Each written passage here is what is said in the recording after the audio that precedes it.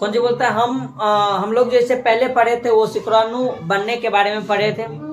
शुक्राणु बनने की क्रिया के दौरान किस प्रकार से हार्मोन का कंट्रोल होता है इसके बारे में भी देखे थे। और अब जो है उस शुक्राणु बनने के बाद उस शुक्राणु का जो स्ट्रक्चर है वो संरचना किस प्रकार से किस प्रकार का होता है उस शुक्राणु के उसके बारे में हम यहाँ पे जानने का काम करेंगे कि शुक्राणु कैसे होते हैं, क्या होते हैं, नहीं होते हैं। तो यहाँ पर हम सबसे पहले शुक्राणु के स्ट्रक्चर के बारे में हम देखते हैं। इसमें कुछ ज़्यादा नहीं होता, ज़्यादा कुछ चीज़ नहीं है जो कि हम लोग को पढ़ने लायक है।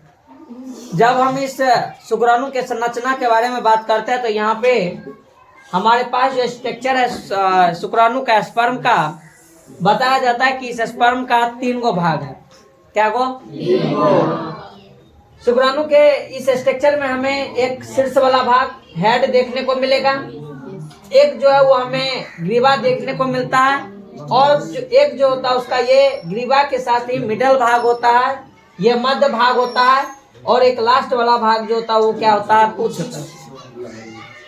ये शुक्राणु एक कोशिका के तरह कार्य करता है। और अगर शुक्राणु, हम ये बात जानते हैं कि ये शुक्राणु जो है कोशिका है, लेकिन कोशिका के साथ साथ ये क्या है? एक युग्मक है, और ये वही युग्मक है जो कि संतति को पैदा करने के लिए अति आवश्यक है, बहुत ज्यादा जरूरी होता है। ये शुक्राणु विरसन के अंदर सेमिनिफेरस नलिकाओं के अंदर बनने का कार्य कर रहा था, और इस शुक्राणु के अंदर जब कोशिका की तरह कार्य कर रहा है, इसका मतलब इसके अंदर एक केंद्रक युक्त तो होबे करेगा, लेकिन इस केंद्रक के अंदर क्या बताया जाता है? गुणसूत्र होता है, क्रोमोजोम होता है, और क्रोमोजोम की जो संख्या इसमें रहेगी वो कितना रहेगी? 23। ये शुक्राणु जब कोशिका के रूप में कार्य करता है तो यहाँ पर ये जो तुमको दिख रहा है ये इसका क्या है? द्रव है, जिसको जीव द्रव के नाम से भी जानने का काम करते हैं। लेकिन इस संपूर्ण वाले इस भाग के ऊपर बताया जाता है कि यहाँ पर एक लेयर पाया जाता है, और उस लेयर का नाम होता है उस जीव द्रव्य कला, यानी एक प्लाज्मा झिल्ली है, और यहीं पर एक और झिल्ली रहता है जिसको हम अर्धपिंडक एक्रोजोम के नाम से जानने का काम करते हैं। किसके नाम से? एक्रोजोम के नाम से हम लोग उसको जानने का काम करते हैं। कहते हैं कि जब निषेचन का कार्य होगा, जब इस शुक्राणु का अंडाणु से मिलन होगा, तो सबसे पहले इसका ये वाले भाग ही उस अंडाणु के साथ पार्टिसिपेट करेगा, वहीं पे एक क्रियाएं होगी, रासायनिक क्रियाएं होगी, और उसी के फलस्वरूप जो होता है निषेचन का कार्य वहां पे संभव हो पाएगा। तो यहाँ पर बताया जाता है कि सबसे ऊपर में एक जीव द्रव्य कला यानी प्लाज्मा झिल्ली होता है, अंदर वाले भाग में अग्रपिंडक होते हैं। यही अग्रपिंडक सबसे पहले उस अंडाशय से जाके मिलान होगा, और अंदर में केंद्रक युक्त गुणसूत्रीय पदार्थ होता है जो क्रोमोसोम नंबर जिसका कितना है? 23। कितना क्रोमोसोम नंबर? 23। नीचे वाले भाग जो होता है वो थोड़ा सा संकीर्ण भाग होता है, जिसको हम ग्रीवा के नाम से यानी गर्दन वाला भाग के नाम से जानते हैं। कहते हैं कि अगर इस शुक्राणु का बात करें तो फंक्शनल वाला जो है ये शीर्ष वाला भाग है। शुक्राणु जो कार्य करता है निषेचन के दौरान, तो सिर्फ और सिर्फ शुक्राणु का ये वाला भाग ही, और इस वाले भाग के अंदर ही सिर्फ और सिर्फ कौन? केंद्रक युक्त वाला भाग जो है वही उस अंडाशय के साथ जाके कार्य करेगा। बाकी शुक्राणु के किसी भी भाग से कोई मतलब नहीं रहता है, लेकिन हाँ वहां तक पहुंचने में, शुक्राणु को वहां तक प्रोटेक्शन देने में बताया जाता है कि शुक्राणु का हर एक भाग कार्य का होता है, काम का होता है। ऊपर में बताए थे कि वहां पर जो वो जो हम लोग देखे थे कि प्लाज्मा सब जो मिला था, जीव द्रव्य सब जो मिला था, वहां पर जो वीर्य बनाने का काम कर रहा था, प्रोस्टेट ग्लैंड से सेमिनल प्लाज्मा निकला हुआ था, वो सेमिनल प्लाज्मा इसको और ज्यादा मजबूती देने का काम कर रहा था। तो वो सेमिनल प्लाज्मा उसको रास्ते में प्रोटेक्शन देने का काम करता है। बताया जाता है कि ये वाला काम शुक्राणु का कार्य का, ये वाला काम उसको आहार देने का, और ये वाला भाग जो है शुक्राणु को ले जाने का। क्या बोले? शुक्राणु का ये वाला भाग कार्य का, ये वाला भाग उसको आहार देने का, और ये वाला भाग इस सब को वहां तक ले जाने का जहां इसका क्या है? जरूरत है, जहां पे कार्य। कहते हैं कि शुक्राणु को उस नर पथ से जनन वाले भाग से सेमनीफेरस ट्यूब्यूल से निकलने के बाद योनि के द्वारा जब तक अंडाशय के साथ मिलान नहीं हो जाएगा तब तक जो शुक्राणु को गति देने का काम करता है, शुक्राणु को जो मोटिलिटी प्रदान करने का काम करता है, वो किसके द्वारा होता है? पूंछ। और पूंछ जो होते हैं जितना ज्यादा कार्यशील रहेगा पूंछ, शुक्राणु उतना ज्यादा फंक्शनल रहेगा, शुक्राणु उतना ज्यादा क्या रहेगा? गतिमान रहेगा। जबकि मध्य वाले भाग के अंदर बताया जाता है कि माइटोकॉन्ड्रिया पाई जाती है और माइटोकॉन्ड्रिया का काम होता है कौन चीज? ऊर्जा।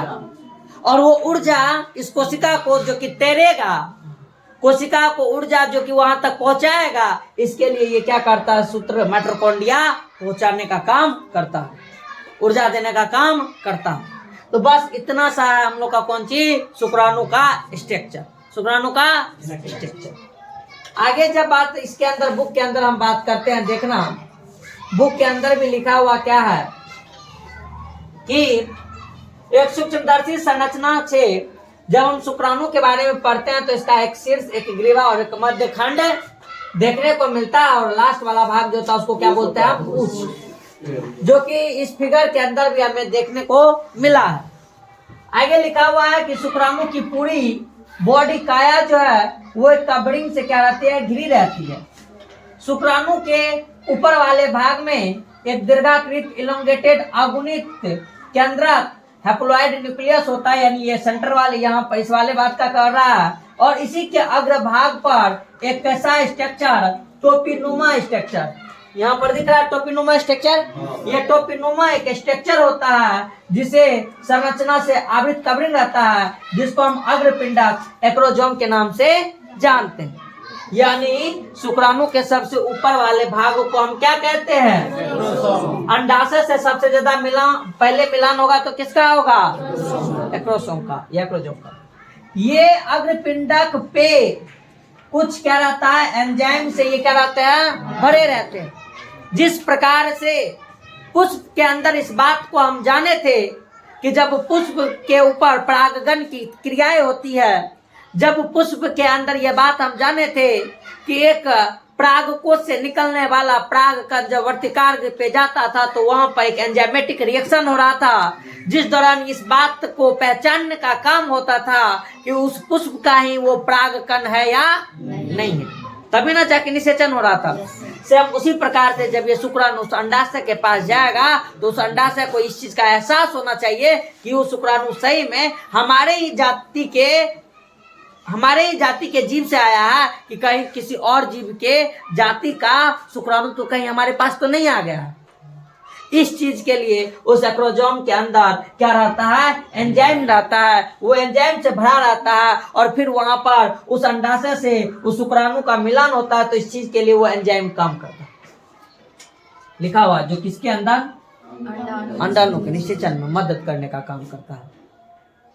शुक्राणु के कौन वाला खंड? जहां पर क्या होता है? एक दो नहीं, असंख्य। याद रखना, ये माइटोकॉन्ड्रिया जो होते हैं ये कोशिका अंगक कोशिका के अंदर पाए जाते हैं। तो ये देखो कि प्राकृतिक का इसके अंदर भी कितना योगदान है कि उस शुक्राणु को माइटोकॉन्ड्रिया इसलिए ज्यादा मात्रा में है कि शुक्राणु को वहां पर ज्यादा से ज्यादा क्या चाहिए? ऊर्जा। ज्यादा से ज्यादा इसलिए ऊर्जा चाहिए काहे कि वो बहुत ज्यादा गतिमान होता है। उस ट्रैक्ट में, उस नली में, जिस नली से होके वो गुजरता है शुक्राणु, उस जगह पे उसका गति बहुत ज्यादा रहता है और उस समय उसको धड़ाधड़ ऊर्जा चाहिए उस कोशिका को। और जितना माइटोकॉन्ड्रिया होता है वो माइटोकॉन्ड्रिया ऊर्जा बनाने में सक्षम होता है और फिर उस ऊर्जा को लेके वो अपने रास्ता में क्या होता है? कंपटीशन चलता है। वहां पर मिलियन ऑफ शुक्राणु जो होता है वो निकलता है, लेकिन अंडाणु को निषेचित करने के लिए कितने शुक्राणु का जरूरत होता है? सिर्फ एक। भयानक कंपटीशन है। उस कंपटीशन में सब शुक्राणु के पास माइटोकॉन्ड्रिया है, सब माइटोकॉन्ड्रिया से लबालब भरा हुआ है, लेकिन फिर भी जिसका एनर्जी उस समय जितना ज्यादा काम करेगा उस शुक्राणु उस रेस में आगे बढ़ेगा और बढ़ते बढ़ते जो उस अंडाणु के पास पहले चला जाएगा वो उसे क्या कर लेगा? निषेचन। बहुत सारा शुक्राणु तो रास्ते में ही क्या हो जाएगा, खत्म हो जाएगा, मर जाएगा। और तब जाके बोलो हम लोग का इस पृथ्वी पे क्या होता है, जन्म होता है। जीवन में कंपटीशन सिर्फ यही नहीं है, कंपटीशन वहीं से स्टार्ट हो गया जब माँ के गर्भ में हमारे लिए युग्मनज तैयार हो रहा था, तो कंपटीशन उसी समय में था। अभी कहाँ भीड़ है, जब उस एक सूक्ष्म कोशिका को जिंदा रहने के लिए उतना बड़का कंपटीशन, उतना बड़का टफ दौड़ना पड़ा, तो अभी जीवन जीने के लिए हम लोग का तो बहुत धीरे चाल है, जीवन का चाल है कहाँ, यहाँ पर तो उससे भी तेज भागना पड़ेगा। मिलीमीटर सेकेंड में शुक्राणु का स्पीड रहता है, यानी 1 सेकेंड के 1000वां अथी पे वो जो है वो कार्य करता है, उतना स्पीड गति से वो चलता है। और चलने के बाद हम लोग का जीवन पे ही होता है, जन्म होता है। कंपटीशन यहाँ नहीं है, कंपटीशन उस कोख में था जब माँ के गर्भ में हम लोग पल रहे थे। अभी तो बहुत मौज मस्ती है।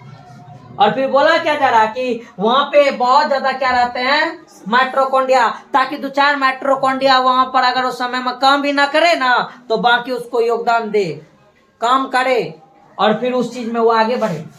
जो पूछ को क्या प्रदान करता है, गति और ऊर्जा उत्पन्न करती है, जिसके कारण शुक्राणु निषेचन करने के लिए आवश्यक गतिशील प्रदान सुगम होता है। कहते हैं कि मैथुन के क्रिया के दौरान पुरुष 20 से 30 करोड़ शुक्राणु जो होता है वो बाहर निकालने का काम करता है, रसखलित करने का काम करता है। और सामान्य आवर्ता यानी अबंधता से लगभग 60% शुक्राणु निश्चित रूप से कैसा होता है।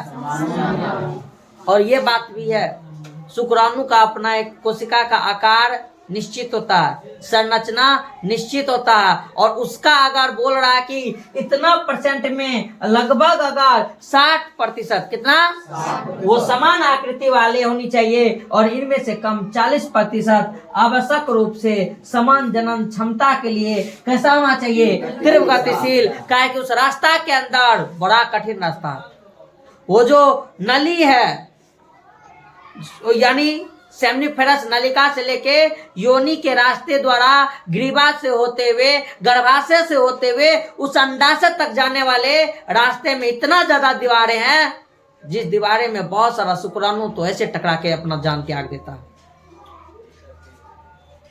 अपना ऐसे ही जान त्याग देता।